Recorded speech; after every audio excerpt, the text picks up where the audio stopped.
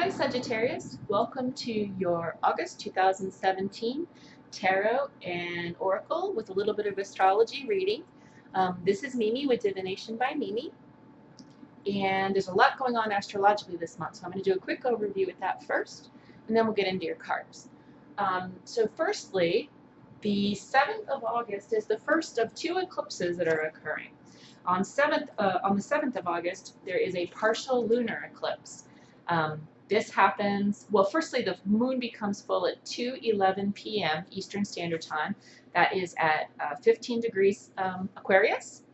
And the lunar eclipse occurs 10 minutes later, also at 15 degrees Aquarius. And it's a partial lunar eclipse, and this, again, will all be happening in Aquarius.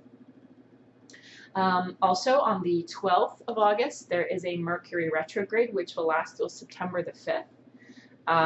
And so we'll go over what that can mean. Generally, you know, a lot of people know this, but it can be mechanical failures. But because Mercury is the messenger of the gods, Mercury is responsible for communication. So it usually means possibly incomplete information, possibly miscommunication, possibly mechanics required to complete communication, possibly going on out. So just be prepared for that. And then there's always the idea that you might not want to sign any contracts, make any long-term commitments from the 12th of August through the September the 5th, if you can avoid it, just because all the information involved in such a contract or decision may not be clear at that time, during that time frame. Just again, because of the retrograde, he's sort of going backwards. Although he's not really going backwards, he just appears to be going backwards, and it's all in relation to us. So. Also, we have on the 21st of August the full solar eclipse. That will be, so the moon will be new at 2:30 p.m. Eastern Standard Time, but the solar eclipse occurs obviously in direct connection with that, and that is a conjunction. It's a conjunct situation. That happens 5 minutes prior, 2:25 p.m. Eastern Standard Time, and that happens at 28 degrees Leo, so 28 degrees and 53 seconds. This is the very end of the Leo decade, so of the last Leo decade. So why is this relevant? It's relevant because eclipses are very important. They tend to be and very impactful restarts in a sense. And often they usher in change, unexpected change, and there are some aspects that are going to support that. So there's a north node and a south node in everyone's natal chart, and we as a collective soul have a north and a south node as well. Right now in our evolution, we are with the north node in Leo and the south node in Aquarius. The south node is what you come into this incarnation having mastered.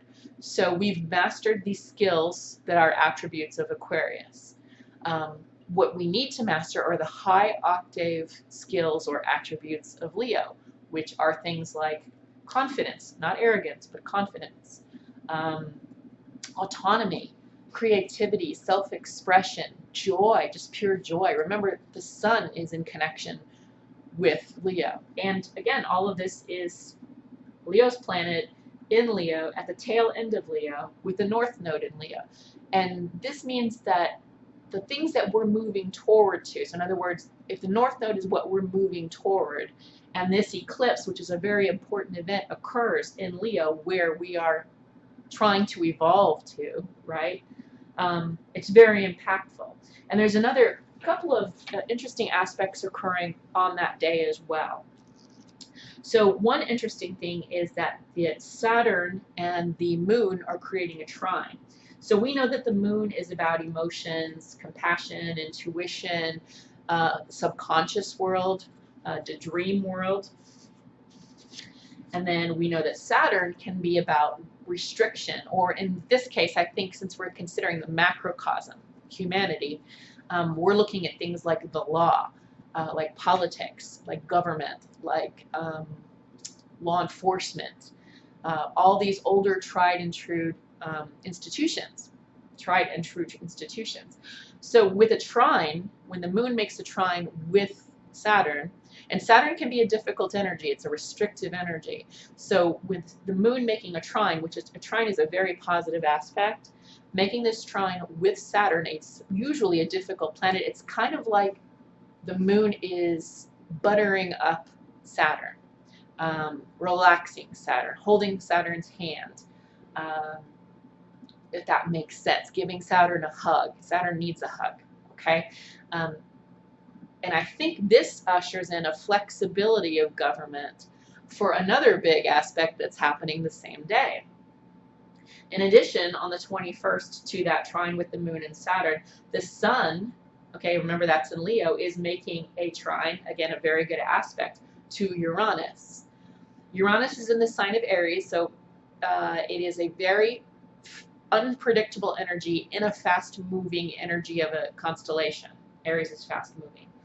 So with that said, the sun being positive and with the North Node making a positive trine with Uranus, which is about unexpected changes, this generally means changes that are actually good for us in our evolution overall. Sometimes they might seem uncomfortable changes. They might be slightly fearful because anything unexpected kind of tends to knock us off our rocker a little bit, right? But ultimately, these are good changes, and I feel those two aspects, considering the macrocosm, the world stage, particularly the United States and the United Kingdom, I think we're expecting some big changes around the 21st of August or the end of August, and I think that ultimately they will be very good changes. But get ready, they will be unexpected. You'll be expecting them, but they will be, whoa, did that really happen kind of thing, okay? And I think, oh, Sagittarius, sorry, Jupiter. So your planet, Jupiter, your ruling planet, is direct at the moment and is still right in Libra. And this is all about relationships, relating to the other. So your ruling planet, and something that makes Sagittarius so fun and vivacious and active and expressive and positive, fun to be around, is Jupiter. Jupiter being your ruling planet is an expansive, fun energy. He's like the fun uncle, you know, or just a really fun energy.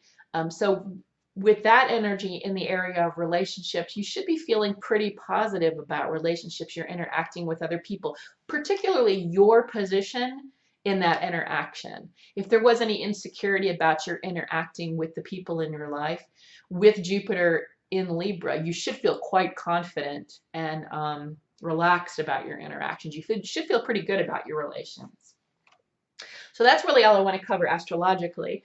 Let's get into your reading. We're going to do a 3-card supernal triangle pull. This is based on the top 3 sephira, or the top 3 placements of the Tree of Life. So if you follow the Kabbalistic Tree of Life, this will be Keter, Chokmah, and Binah. If you follow the Kemetic Tree of Life, this would be Amenasur, Tehuti, and Sekert.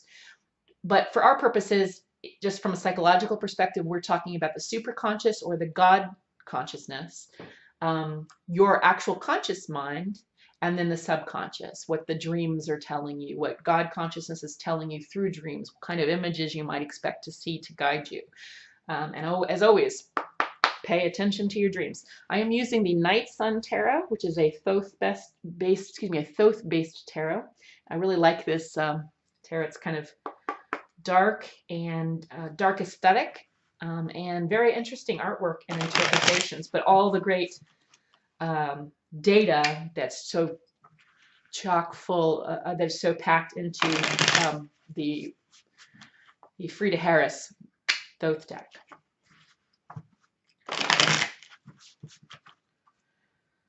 All right. What can we expect for Sagittarius, ruled by Jupiter? Currently, you are hosting Saturn, that restrictive energy I was talking about, and Saturn is retrograde in your constellation. So that could affect you as well. Let's see what the cards say. All right.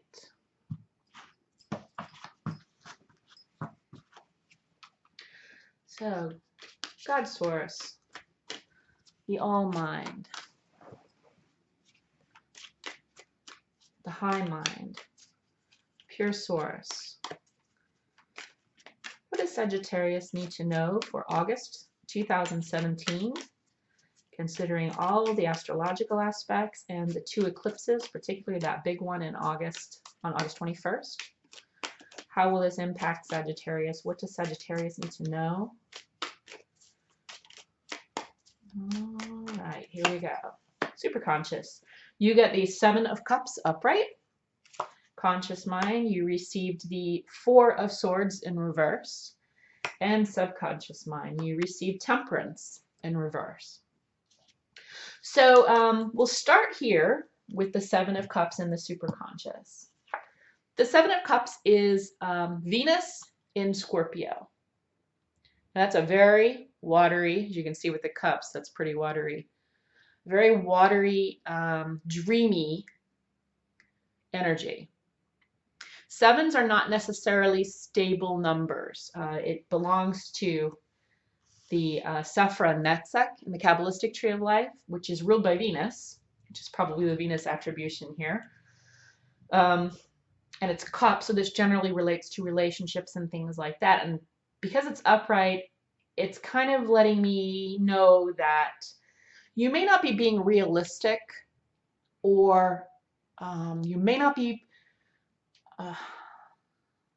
you may have a dream or a goal that may need to be tapered in a little bit. I'm not saying, you know, you should knock your dreams or anything like that. What I'm getting at is more of a, this energy here is more like, pick one. See, there's 7 cups, and he's kind of got his eyes on one, the one on the top. And super consciousness is, you know, obviously the highest consciousness. This is the smartest brain that's out there, more than yours, or the filtered information you're going to get through subconscious. So the direct message here is you've got a lot of things that you want. Pick one. The conscious mind, this is what's on your mind, interestingly enough, is Jupiter in Libra, which is exactly where Jupiter is in Libra. So it's going against kind of what the astrological advice I gave you was. This is the 4 of Swords in reverse. Okay, so Jupiter in Libra, just not even considering, you know, the fact that it's expansive with when it has to do with relationships, but as an energy, it's an expansive energy as it relates to balance, which kind of speaks to what subconscious is speaking to you as well, about as well. Temperance in reverse, but we'll get to that. That's actually your card. Temperance is your card. It seems as though when you do make a decision on what it is, you know, when you narrow this down from your 7 choices or how many things that you want down to your one goal, you need to act on it, and quickly. Because particularly with the energies in August, 4 of Swords generally is about rest and relaxing, healing, but it's in reverse. And that time of rest is over. Once you've made a decision here from these multiple choices you've been dreaming and thinking about, once you've narrowed it down to one thing, it's time to move. There's no time to sort of linger or wait. And with that, you need to approach this with temperance. So your card, Samek, which is the temperance card, it is Sagittarius, which is you. And this is a different interpretation, but some of the things are the same. So usually the temperance card, or art as it's called in the Thoth deck, is about, it usually shows an androgyne angel of some kind, okay? And there's an angel, as you can see in this image, and they're pouring water from one cup to another.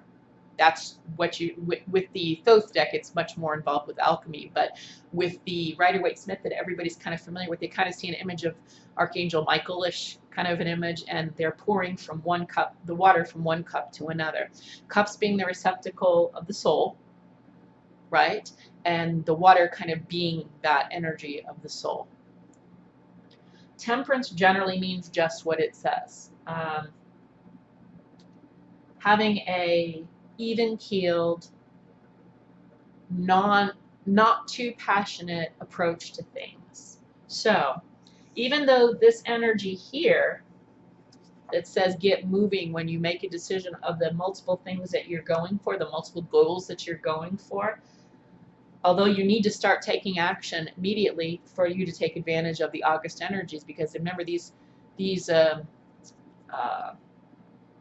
eclipses kind of propel things to happen. They're very magical periods. So whatever you decide, when you make a decision and you start moving toward that, it's going to happen in a big way. That's why I think the message here needs to be that you're not hanging out too long. Maybe you have been a little bit relaxed about everything, and that's why you haven't made a decision, but the time for that's over. That said, you might have a tendency to rush into things, temperance in reverse, right?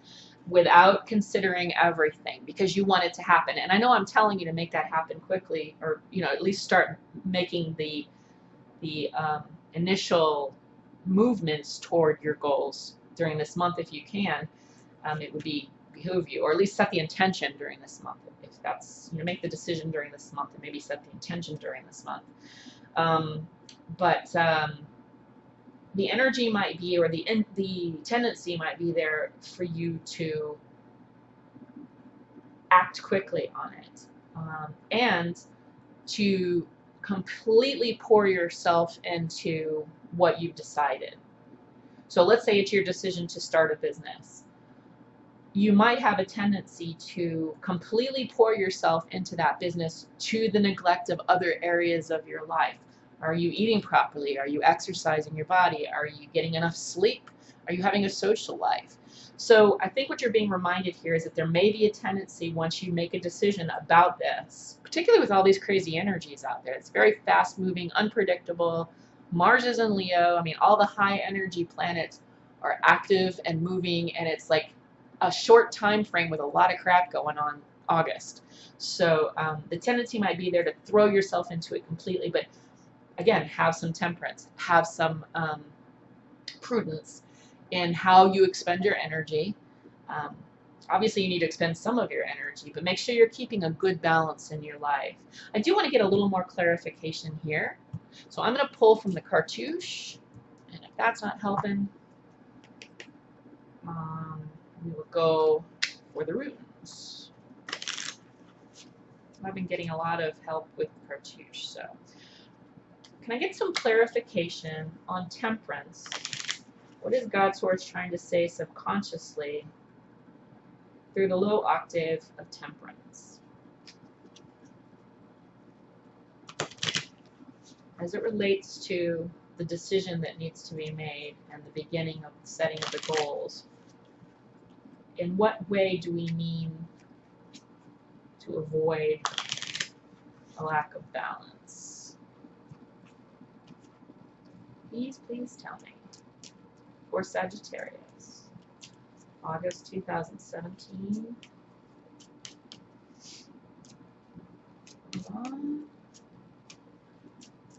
Someone's got that. There we go. Kata.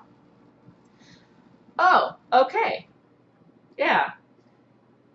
So, although you don't want to rest any longer and you want to take action, Ptah is a masculine card. It's a Ptah is the masculine energy. He's the patron of men, not just men, but masculine energy, right? So even if you're a female, this completely applies because we're all both, right? He is about using the tools that you have. If you see, there's a compass and rule, rope. It's all about engineering and building to scale, using the tools that you have. In the upright position which you've got in, it's telling us that you have all of the tools available to you, and that the time, once you make the decision on what it is you want to narrow this down to, whatever your goal is, the time is now. Don't delay too much. But as you might have a tendency to not read the directions first. I think this is what we're getting. It's that kind of mentality of rushing into something without considering the use of all the tools, considering the plan. So the important thing that Ptah is reminding you of here, okay, as you begin whatever endeavor this is to ensure that you are reading the directions, that you are educating yourself in all of the aspects of whatever this new endeavor is going to be, that you use the tools available to you, and if you're not sure what tools to use, to do the research to find out what tools to use. However, although that is, it's a warning in a sense, but it's not like a warning. It's like a hey, I'm here, and this is a positive thing. Now is the time to start something. This is definitely, he's about this. It's good to start now. Go ahead and start now, and use the tools that you have. I think he's just saying don't fly by the seat of your pants is what I'm kind of hearing, and instead follow the directions. Use the tools you have. Research how to use those tools. Research the endeavor you're doing. Ask for help if you need to. Get the training that you need to. And again, the thing about not resting on your laurels and relaxing too long once you've made the decision is only because the energy is so rife for August rather. So at least set the intention if you can around the time of the 21st, if not before. And start making the plans, because that's when the energy is happening, and that's when it will propel it. It's like, I don't know, adding lighter fluid to a fire. It's going to help amp it up. Hope that makes sense. If it doesn't, or if you have questions about what I'm seeing here, leave them in the comment section below. If you would like a private reading that's more specific to your needs, feel free to email me at mimimemes@hotmail.com. That email address is in the description box below this video. Elsewise, that is it. I will be back for the lunations on the 7th and the 21st. Hopefully I'll upload them before then. And to give some guidance and to pull some oracle, get some divination, some oracle around that time. See what the cards and runes say for that time. So feel free to tune in then too. And I think that is it, if I said enough. So thank you for paying attention. This has been a long video. I appreciate your time. Hope it helped someone. And have a really good one. Take care.